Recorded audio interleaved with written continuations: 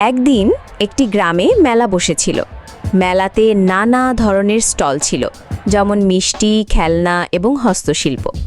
গ্রামের বাচ্চারা সবাই মেলায় আসতে খুব উৎসুক ছিল। মেলায় একটি মিষ্টির স্টলে কাজ করতেন মিতা, যিনি সবসময় হাসি মুখে সবাইকে মিষ্টি দিতেন।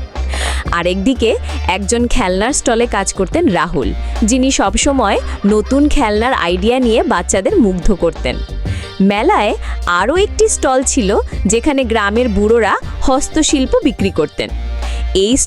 এই স্টলে কাজ করতেন সুমিত, যিনি সবাইকে গল্প শুনিয়ে হস্তশিল্প সম্পর্কে জানতে দিতেন।